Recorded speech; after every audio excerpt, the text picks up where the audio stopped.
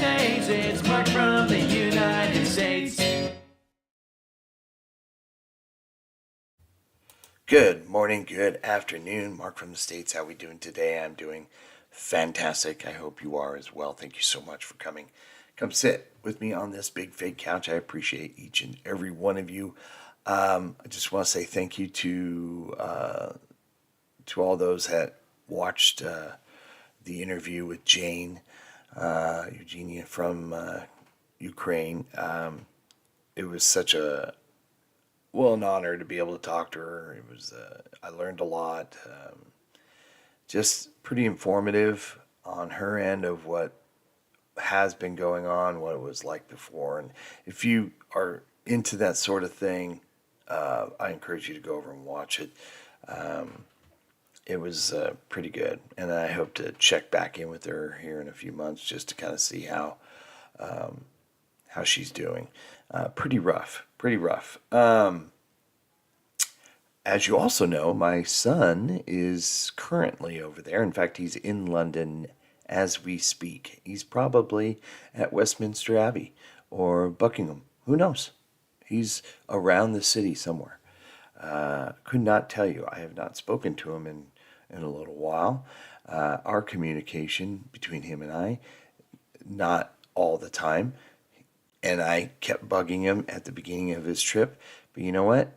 I just got to learn. Dad, it's not your trip. It's his trip. Let him enjoy his trip. And that's now what I'm doing. So I threw out, yes, please take photos. Let me know what's going on. And he's going to do his trip. I just hope that he does take a lot of photos or has a great memory and can explain everything he saw and did and all that stuff. And I would love to have him on a live stream with all of you. That way you could ask him questions. And we'll see. He comes in Saturday, comes back home Saturday. I imagine Sunday, which we would normally have it, the live stream, probably not going to be in any shape to be doing a live stream. So we're probably looking at maybe a week after that, maybe even the Sunday after that even. But as you know, not a week from today is your election. My country's Independence Day. We're going to be up in the mountains. I may do a live stream up there. It'll probably be on an iPad or a phone or something. I'm not sure. So we're going to do it together. We're going to see how well the internet is, but you'll be able to see where I'm at, and it'll be fun. But I think maybe we'll try a live stream up there, and then a live stream with Cooper a little bit down the road, just when he's all, well rested and all that good stuff. I just hope we're able to be able to show some photos that he took, and which I'm not really getting, and because I don't belong to all the social medias that he belongs to, and he's been posting to those, I guess. Mom, she follows all that stuff to kind of keep an eye on him, and so she's been getting all those photos. So hopefully there's some to show. All right. How about we take a look at a book here? You know the drill. Just say stop. Okay, that was quick. All right. I need a flashlight because it's hard to see here. I had to put my glasses on. This is St. Ghastly Grim, where St. Olave's Church, where Hart Street, EC 3R7NA. St. Olave's Church, Hart Street, was built in 1450, but there are records of a church on the site from at least the 13th century. Wow. It is the perpendicular Gothic style, popular from the Middle Ages. Popular from the middle of the 13th century until the beginning of the 16th century. It is a simpler, less frilly English adaptation of the French Gothic style that had come before it, with towers, preferred over spires, and a focus on straight vertical lines. Other examples include St. Andrew Undershaft Church and the King's Chapel of the Savoy. Spot 3 steps down from the churchyard into the nave, you will find medieval churches have raised churchyards due to the centuries' worth of bodies underneath. That is grim, particularly those used as plague burial grounds. Ugh. There were over 300 victims of the Great Plague of 1665 buried at St. Olave's Hart Street, with a P, as in the letter P, by their name in the parish register. Notice the memento mori symbol of 3 skulls over the entrance of the churchyard as well, leading Charles Dickens to dub the church St. Ghastly's Grim. St. Ghastly Grim. Wow. And there is looks to be a picture of a drawing, I guess. We'll show it to you. Okay. Cool. St. Ghastly Grim. Has anybody been there? That's always my question. It's always interesting, all these little tidbits. A lot of you have been commenting that a lot of these places you've either never heard of, or you've heard of them but never seen it, and then there's a few of you who've actually been there and know exactly what I'm talking about, which I find amazing. Today we're going to visit with who I am truly honored to call my friends, Magic Geekdom, Kara and Jeremy. We did a video of theirs about their surprises from the UK. That was, I believe, first part of June, so it's about 3.5 weeks ago. It's been a while. And today we're going to check in with the 10 must-visit places in England. You know they're living stateside right now. If you'd watched our interview, they maybe dropped some hints that they might be heading back, at least for a concert. So I'm excited to hear about that. I'm going to check in with them here pretty soon just to see how they're doing. And but I still love watching their content, and I'm just truly grateful that they allow me and hopefully some of you to learn from their videos and see wonderful things. So they're just amazing people, and I'm just really happy that we were connected. Please go support their channel. The link's going to be in the description below to this video and to their channel. Go support if you don't already. Go and watch a bunch of their other videos. Just because they're not in the UK, they're still putting out UK content, and it's something you should and need to see. Because you need it. Because they're just great people. And that's just not me saying that, because of course I think they're great people, but I hear that a lot from you. A lot of you say how you love watching their stuff, so go do it. So anyway, let's get into today's video, 10 must-place visits in England. Here we go. We've spent 7 months over the course of the last couple years traveling throughout Great Britain, spending most of that time in England. 7 Today, months. we're counting down some of our favorite places throughout England, the best coastal towns, picturesque villages, and the coolest cities. Whether you're planning your first trip to the UK, or you live nearby and are looking for a day out or a weekend break, these are the places that we think you must visit. Make sure you subscribe and check out our other videos for guides to each place, foods you have to try, and so much more. In 10th place is Lincoln. This charming city in the East Midlands completely won us over with its incredible cathedral, fascinating history, I remember and that delightful video. charm. If you've never been to Lincoln, it's a very steep city. In fact, the main thoroughfare is called Steep Hill, appropriately named. This postcard-perfect cobblestone street leads you up to the cathedral and castle grounds. The Lincoln Cathedral is a medieval masterpiece that was once considered the tallest building in the world for over 200 years. It's a very beautiful cathedral, inside and out. To go inside, it costs £12 for adults. It's pretty and we amazing. loved that it was one of the dog-friendly cathedrals in England that we went to. If you do go inside, don't miss trying to spot the iconic Lincoln Imp. The historic Lincoln Castle dates back 900 years.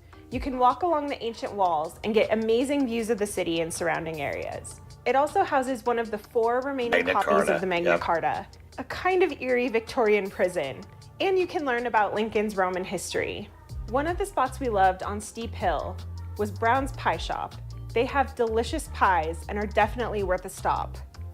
We also enjoyed taking a narrowboat tour along the canals. It was a unique way to see Lincoln's countryside. The cathedral and castle alone make Lincoln worth a visit, but we found the city to be truly an underrated gem full of pleasant surprises. Number 9 is Newcastle upon Tyne. If you live in the UK, there's a Newcastle. good chance Newcastle upon Tyne is not on your travel bucket list, but maybe it should be. We have friends in Newcastle, so we've been multiple times and probably have spent more time in this city than any other in the UK. What I love about this city is that it has a fascinating history blended with a modern, lively spirit. Wandering around, we are struck by Newcastle's unique mix of sleek new construction right alongside historic buildings, many of which are very beautiful. You can't miss the iconic Tyne Bridge over the river. When it was built in 1928, it was the world's largest spanning bridge. One of the things that we love the most about Newcastle is that it has some of the best food in all of England. It is definitely a foodie city.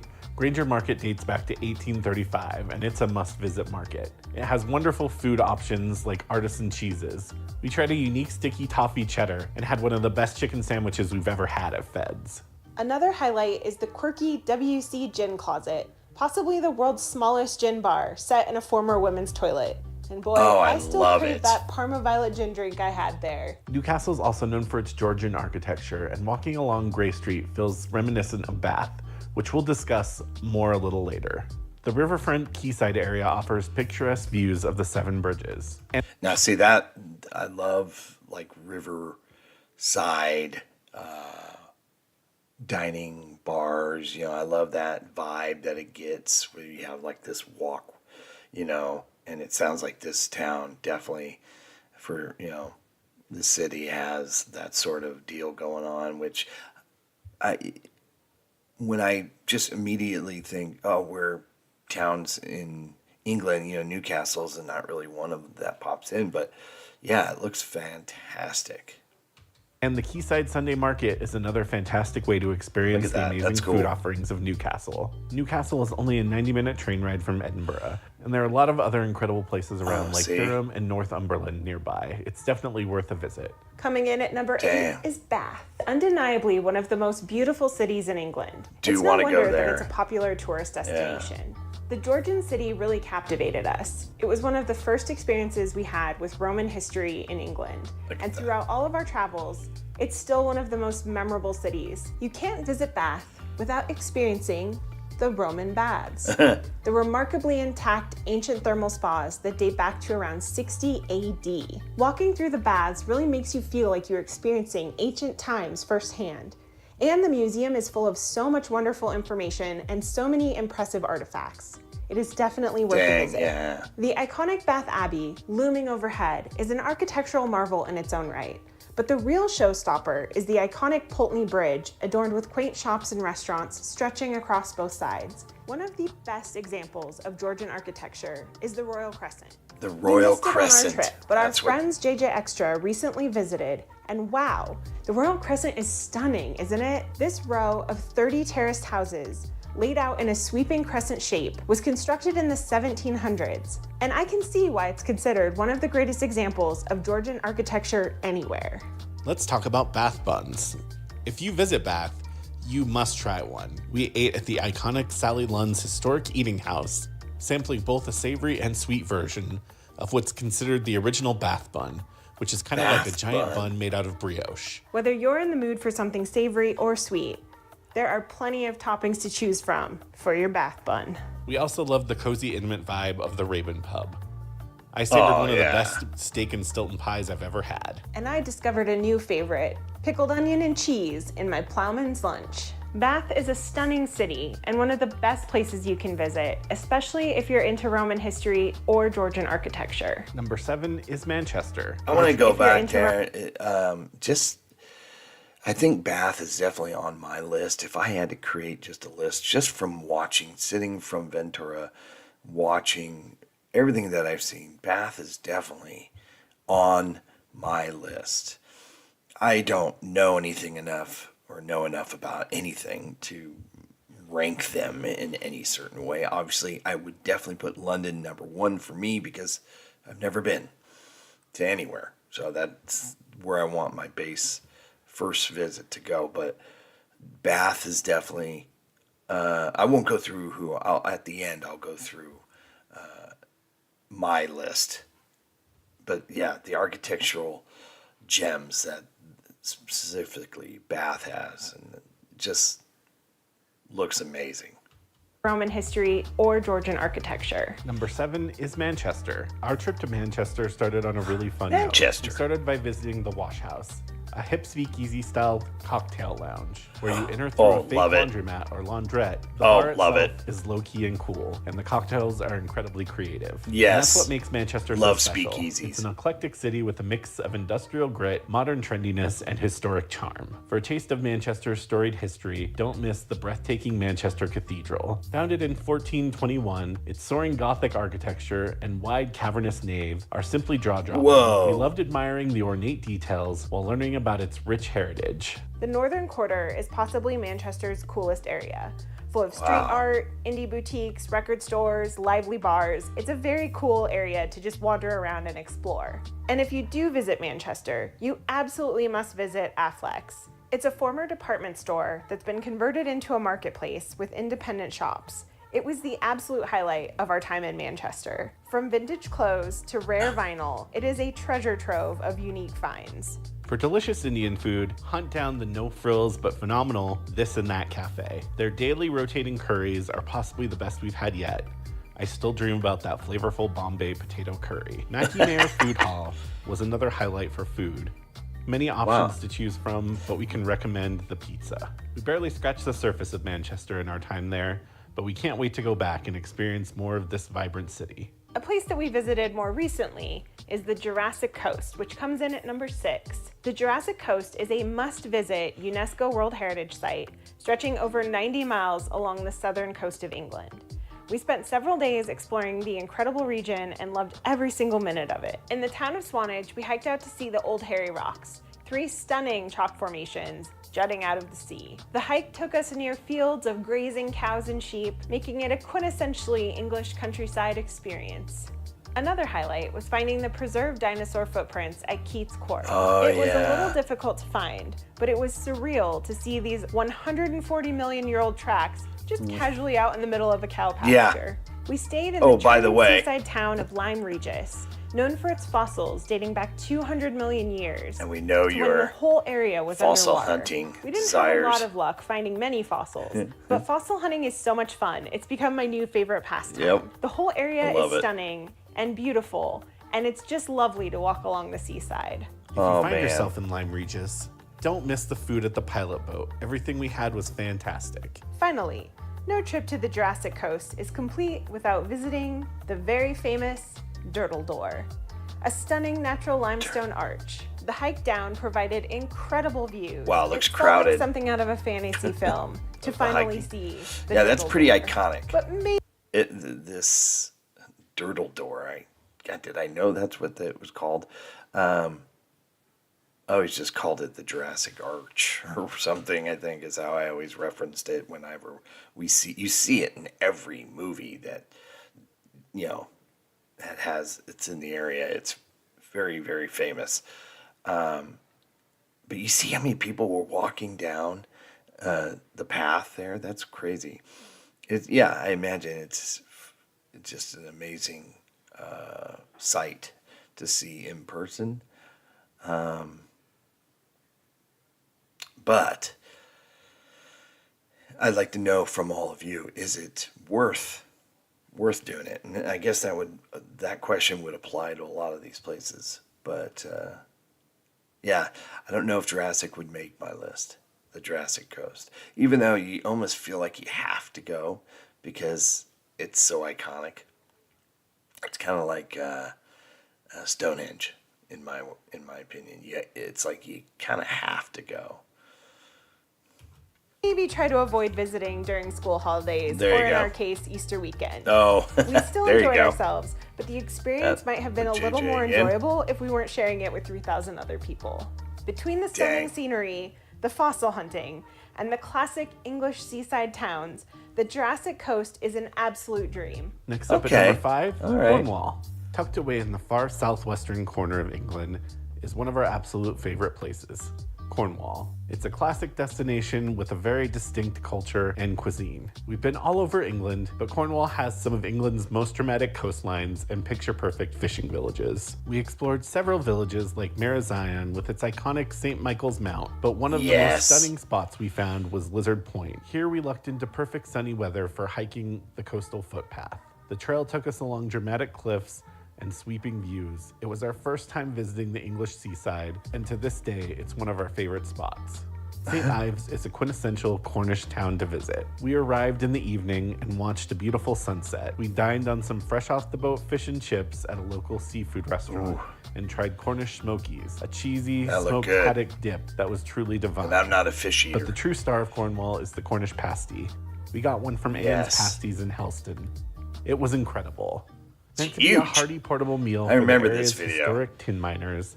This ginormous pasty was absolutely bursting with flavor. While you can find Cornish pasties across the UK, not a single other one we've tried even comes close to the enormous flaky buttery pasty we tried at Anne's Pasties. It's so good.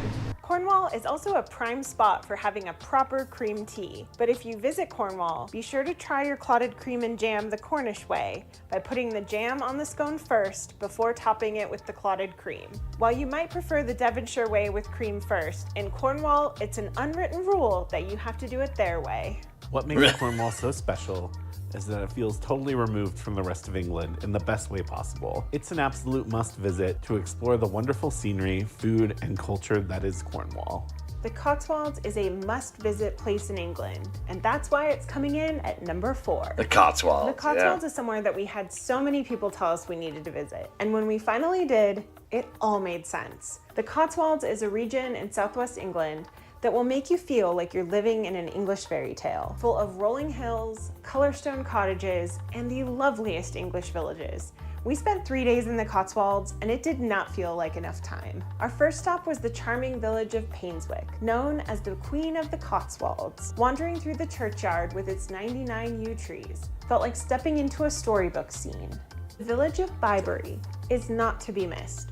Arlington Row, which is widely considered England's most iconic street, is lined with cottages that date back to the 1300s. The village Wow. itself is tiny, so get there early to make sure you can get parking and beat the crowds. In Burton-on-the-Water, also known as the Venice of the Cotswolds, we admired the stone bridges arching over the river. The model village is a highlight, which has intricately detailed models of all of the shops and everything in the village, down to even having its own tiny model version of the model village within the model village. From Burton-on-the-Water, we walked a path to nearby Lower Slaughter. Each town has its own unique charm, and it's lovely to just explore and take in as many as you can. Our friends and fellow YouTubers, JJ Extra, showed us around Stow-on-the-Wold, taking us to what is often referred to as the Tolkien Door, and showing us side alleys that once served to herd sheep into the market square. We even got to see some original medieval stocks. The best food we ate Ooh, in wow. the Cotswolds were the 2-in-1 pies at the 17th century pub called the Weybridge Inn. Like the name suggests, half of the dish is one of their decadent pie fillings, like steak and mushroom or chicken, ham, and leek. And the other side is filled to the brim with the most deliciously creamy cauliflower cheese. It was the ultimate savory pie experience. Whoa, No that trip looks to the so Cotswolds good. is complete without staying in an iconic cottage with that classic Cotswolds green paint. Ours was located in the village of Longborough and was the perfect relaxing place to unwind, aside from us melting cheese in the oven and almost burning our cottage down. The Cotswolds is a very popular destination, and for good reason. If you're looking for a place to visit in the picturesque English countryside, look no further than the Cotswolds. It is truly a real-life storybook escape. Before we get into the top 3, if you've enjoyed this video, please subscribe. Each Please, place that's made this go list support has a them. more in-depth video, and we have even Please, more videos please, from please. places that didn't make the list. I So make command sure you. to check out our other videos on the channel. Number 3 is Whitby. Steeped in literary Whitby. history and seaside charm, the coastal town of Whitby is one of the best in England. It's easy to see why this gem on the Yorkshire coast inspired Bram Stoker's novel Dracula. We love this town so much that we've now made multiple videos about it. On our first trip, we didn't know much about Whitby before going and went on the recommendation of our friends. We were completely blown away by the stunning architecture. There are so many places around town with stunning views. The dramatic ruins of Whitby Abbey are one of the best sights in town. Though entry requires a fee, you can still wander the scenic churchyard and soak in the sweeping views from the nearby path. Between wandering the labyrinth of cobbled streets lined with arcades and amusements, taking a boat tour, or getting fish and chips from one of the many famous chippies in Whitby, you can't go wrong. And speaking of fish and chips, wow, they are great in Whitby. The Magpie Cafe is probably the most famous place to get them, and probably just as famous for the queue outside as they are for the fish and chips themselves. But the food is fantastic. They have great curry sauce, and I'm making myself hungry just talking about the fish and chips in Whitby. Looks you very good. You also must try a lemon top, which is a soft serve combination of vanilla and lemon. It's a delight and a Whitby must. And if you're visiting Whitby, consider also exploring the nearby fishing village of Robin Hood's Bay. It's a very steep walk down to the sea, but it's a great village to wander the winding streets, check out the shops, and is a 10 out of 10 rated beach from our dog's perspective. We have loved each spot on the Yorkshire coast we visited, and Whitby remains one of our absolute favorite coastal towns in England. The Lake District is one of the top places that you have to visit in England, and that is why it is number 2. The Lake District is home to the country's tallest peaks, deepest lakes, and most breathtaking scenery. It's a UNESCO World Heritage Site and was at the top of our UK bucket list for a while before we finally visited last summer, and it did not disappoint. One of the highlights for me was Buttermere Lake, which I should clarify, most of the lakes in the Lake District are technically meres, which by definition is a shallow lake, pond, or wetland, hence the name Buttermere. But whatever you refer to the body of water, it's absolutely astonishing. It felt so peaceful and serene, almost like we had it all to ourselves. The views in the Lake District are amazing, but what we didn't expect was how much we would fall in love with the towns. The charming town of Keswick is full of shops and cafes and a great place to wander. A real highlight was visiting this amazing bar called the Crafty Ba, which was built out of mostly recycled materials. It had such a unique, cozy atmosphere and an incredible selection of over 100 beers. I tried a peanut butter stout, and man, it was delightful. We couldn't visit the Lake District without stopping in the town of Windermere, which holds a special place in our hearts because we used to live in a town called Windermere, Florida, named after this very spot. The English Windermere is considered the heart of the Lake District, and after exploring its streets, we can confidently say it is the cooler of the two namesakes. Ambleside was another great stop, as it felt a lot more low-key and quieter than Windermere. And the highlight there is the 17th century bridge house. You also can't visit the Lake District without sampling the world-famous gingerbread from Sarah Nelson's Gingerbread Shop, which has been crafting this unique treat from a secret recipe since 1854. Even if you have to wait in line, it's worth the wait, and you'll be greeted by the aroma of warming spices while you're outside. The shop is located right next to St. Oswald's Church, where renowned poet William Wordsworth is buried. He even described Grasmere as the loveliest spot that man hath ever found. And after tasting that heavenly gingerbread, I'm inclined to agree. There's also a very special afternoon tea experience at the Bassenthwaite Lake Station. It's a restored train station where you can have tea on a replica Orient Express train car that was used in the movie Murder on the Orient Express. At only £25 per person, it was an amazing value for such a special experience. There is just so much to see and do in the Lake District. It's a place you could easily return to again and again. The natural beauty combined with the delightful towns and experiences make the Lake District an absolute must visit. Oh, okay. This is number 1. I mean, can you guess from this? I don't think I can guess. I was gonna say London. I mean, because of it's London, but these two have been all over England. And trying to think. Well, I'm going to stick with London. That was my original guess before this photo came up. I couldn't tell you from this photo. Maybe you can. But the list so far has been incredible. There's some of them would be on my list. for sure. Some of them maybe not, but that's the thing. You have a lot of time to explore. They've over a combined 7 months there, so they've got to see a ton of stuff. So this list I'm taking, full stock of because they've been there. And Karen, Jeremy, and I seem to have similar tastes in what's enjoyable and beautiful and so on and so forth. So I'm taking their list to heart for sure. But yeah, I was gonna say London, so we're just gonna stick with London. But I don't see them doing London. I just don't. Number one place to visit on our list has to be York. On our first York. trip, it was probably the single Course. place that made us fall in love with England. There's no place quite like York. It's a city that has a perfect blend of history and charm and feels so quintessentially English. York Minster is one of the world's most stunning Gothic cathedrals. We were awestruck by the intricate details and the sheer scale of it. We especially noticed the scale when we were climbing the 275 steps to the top of the central tower. It was a real workout, but the breathtaking panoramic views over the city made it worth it. The Shambles, often called Europe's best preserved medieval street, is one of the coolest looking streets in England. The narrow winding lane with overhanging timber framed buildings is like nothing we'd ever seen anywhere else. We loved browsing the quirky independent shops like the Ghost Merchants of York, known for its handmade ghost trinkets. The pub culture in York is fantastic too. From trying classic pub dishes at Ye Olde Star Inn, which was established in 1644, to meeting locals at the Snickleway Inn, a great pub with quirky decor and 80s punk rock vibes. Nice. We loved immersing ourselves in the pub culture in York. Betty's Tea Room is a popular place to get afternoon tea, and it's also a really wonderful experience. At York Roast Company, you can grab the street food version of a Sunday roast. All of the roast and veg fixings wrapped up inside a Yorkshire pudding.